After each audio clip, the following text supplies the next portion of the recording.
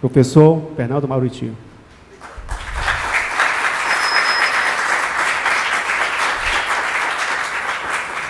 Bom dia. Bom, queria apresentar um pouquinho do meu histórico e do que eu estou fazendo agora. Eu sou saxofonista, como vocês já viram. Já dou aula, vamos dizer, há cerca de 20 anos, mas eu estou trabalhando agora numa instituição que é a FAITEC, de Niterói. Lá eu trabalho num centro cultural que é localizado num campus grande, não tão grande quanto esse aqui, mas bastante grande, que engloba ensino médio, tem cursos profissionalizantes. Nesse centro cultural, a gente tem aulas de teatro e de música para vários instrumentos abertos à comunidade em geral. Então, funciona mais ou menos como uma espécie de conservatório, que as aulas de instrumento são individuais, mas, na verdade, todos podem assistir uns às aulas dos outros. E uma das questões que a gente tem lá é que o público que a gente tem é muito variado. E isso é muito interessante por um lado, mas um certo problema por outro, porque o nível de envolvimento é um pouco diferente de um aluno para outro. Alguns são muito jovens, estão pensando em se profissionalizar, outros são jovens, mas estão fazendo simplesmente por hobby, outros já aposentados que querem fazer uma atividade social. Então é muito interessante por esse lado.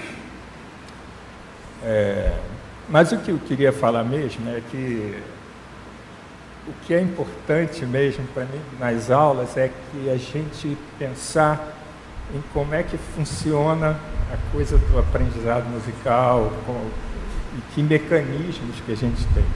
Uma coisa que eu acho muito importante é a gente tentar atingir uma fluência, uma naturalidade no que está tocando, viver o que está tocando. Eu, no meu trabalho, eu lido muito com a questão da improvisação. A improvisação, por um lado, é uma armadilha, porque existe um embasamento. Claro, existem vários tipos de improvisação. Estou falando de uma improvisação baseada em sequências harmônicas, em que você vai considerar essas coisas. Então, tem toda uma linguagem já aceita e construída em torno disso. O que é permitido, vamos dizer assim, ou o que é válido. Claro, você pode ter improvisação totalmente livre. Mas o que eu estou querendo dizer é que essa questão da consciência, ela perpassa todo estudo, não só para a improvisação. Então, vamos dizer assim, no nosso tocar, o que está acontecendo? A gente está, em geral, a gente formula mentalmente o que quer ouvir e o que quer tocar, o que está ouvindo na nossa cabeça. A gente imagina o som e vai tentar realizar esse som.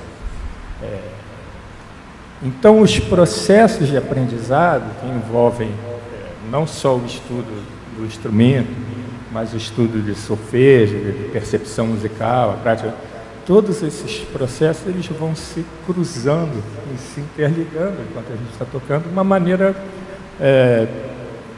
subconsciente até, eu diria. É muito intuitivo, né? Eu queria dar um exemplo.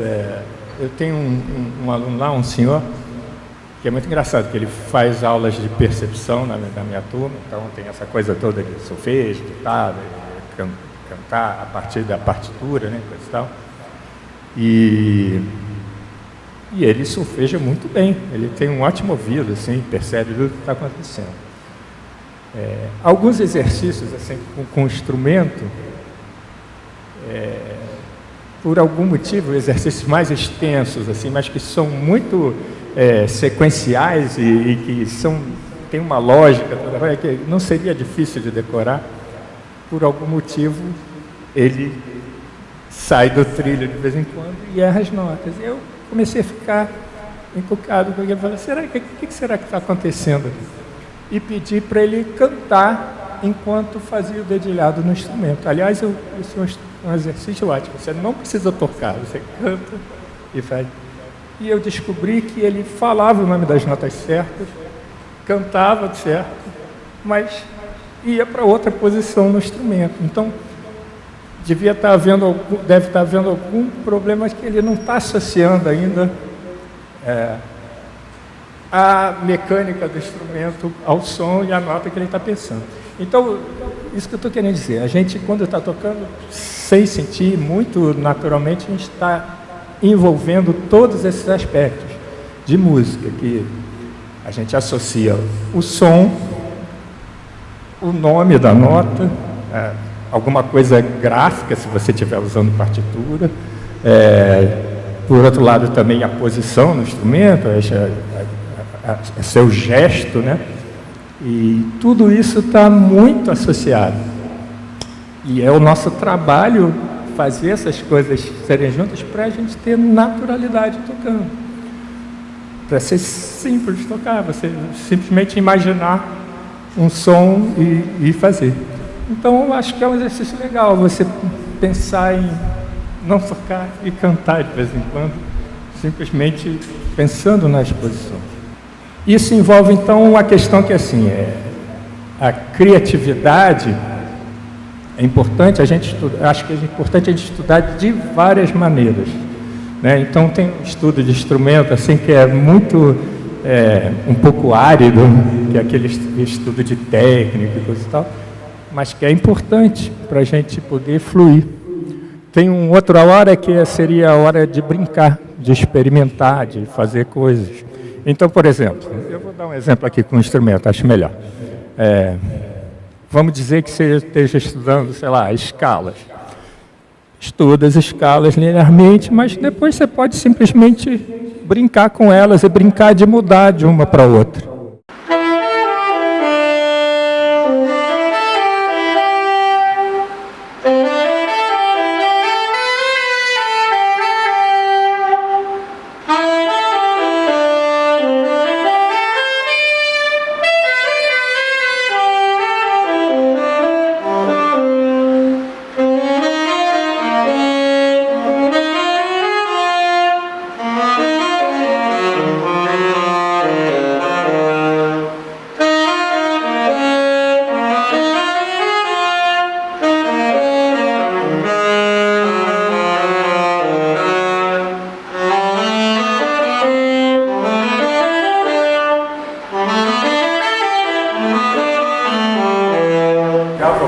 Já fui, e sempre tentando, acho que isso é uma coisa muito importante, tentando realmente cantar o que a gente está tocando.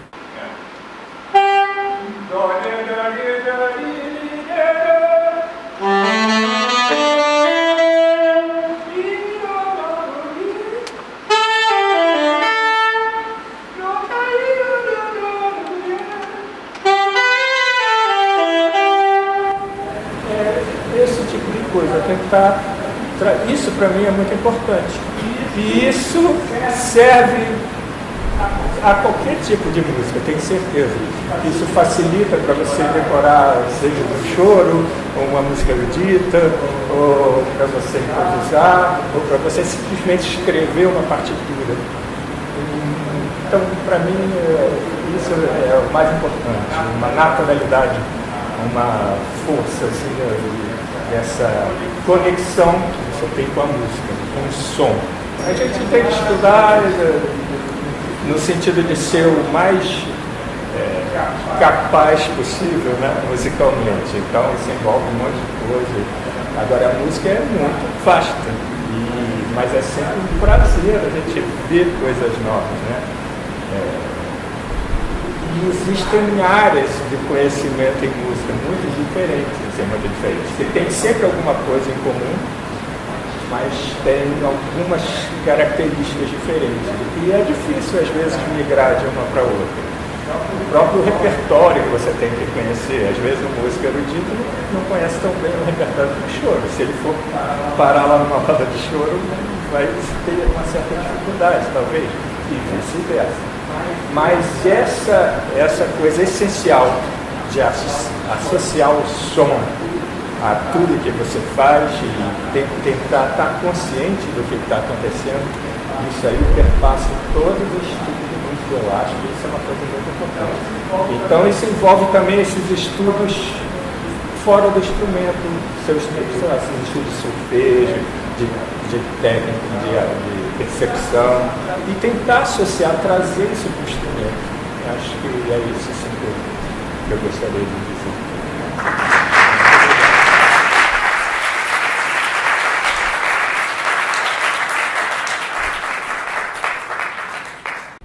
Como é que ele aplica as escalas no improviso, e disso que você falou de harmonia, sobre variação harmônica na hora de improvisar, como é que seria isso, mais ou menos?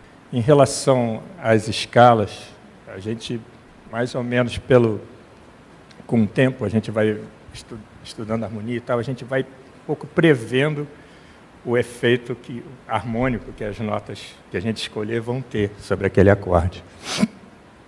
Então, é como se você estivesse improvisando, tem sempre duas coisas acontecendo simultaneamente. Uma é o efeito que a nota vai ter sobre aquele acorde, e outro é a coisa horizontal do desenho que você vai fazendo melódico, né? Parece complicado falando assim, né? Mas, no fundo, eu tento fazer melodias. Eu acho que é muito importante. Às vezes a gente cai exatamente o que eu estava falando. Às vezes a gente cai na armadilha de ficar tocando escala para lá e para cá, e, na verdade, não está ouvindo o que está acontecendo.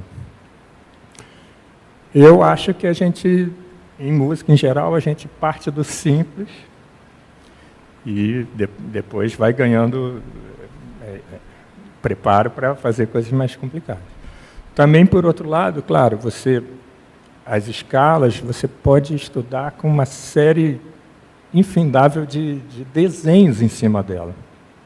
Então, isso já vai formando esses fragmentos melódicos que você pode usar. Se você pegar uma composição de Bach, isso aí é a coisa mais comum do mundo. O cara usa fragmentos melódicos e vai variando aquilo e usando o Bach, o Beethoven e milhões de outros. Variando, usando esses fragmentos. Você pode usar isso na improvisação também. Então, tem muitos processos. E tem várias maneiras de aprender a fazer isso. Uma outra maneira é simplesmente imitando, né? É como a gente aprende a falar, mais ou menos, a gente não imita. Então, por aí também, pegar solos dos outros, tentar tirar, decorar. Eu tinha um professor muito bom, assim, o Ion Muniz, nesse negócio. Ele chegou lá em casa um dia, primeiro dia de aula, ele que foi lá em casa. Ele foi na minha discoteca, pegou uns discos assim, aí botou um disco lá para tocar. Não era vinil, não, era Spotify, isso faz muito tempo. Mas ele botou lá um disco, aí ele cantava todos os improvisos de todos os instrumentos. Quer dizer, ele é um cara que cantou tudo. E ele ia na raiz, entendeu? Ele disse até que se aprendeu com o Vitor Assis Brasil, que é outro grande. Ia lá, copiava na raiz. Então, você, fazendo isso, você pega não só o jeito de construir, mas todas as nuances que acompanham aquela linguagem, né? E isso serve, de novo, acho que para qualquer música, né? Você tem que ouvir. E hoje em dia é fácil, né? Você vai estudar, sei lá, flauta erudita. Estou nessa agora, estou tendo umas aulas de flauta. Aí hoje é moleza, né? Você ouve 4 gravações da mesma música, vê a diferença da interpretação de um para o outro. Então, em relação ao improviso, eu acho isso, tem esses caminhos. Tentar fazer melodias com coisas simples e desenvolvê-las, mas está sempre ouvindo. Mais uma pergunta breve para a gente encerrar. Tá? Só antes de encerrar, você falou do seu aluno. Será porque ele não é o instrumento é transpositor? Porque ele escuta a nota real. Já tive um aluno assim também, né? E se for o saxofone mi bemol, mais ainda, né? O absoluto, o quase absoluto, a relação dele é o instrumento em dó, e quando ele vai tocar o instrumento compositor, isso causa uma certa confusão, né? Tá? Mas é muito engraçado, porque é uma coisa que acontece em determinado momento. Ele vai bem, aí de repente dá uns rompões. Tá legal. Obrigado, Fernando. Obrigado.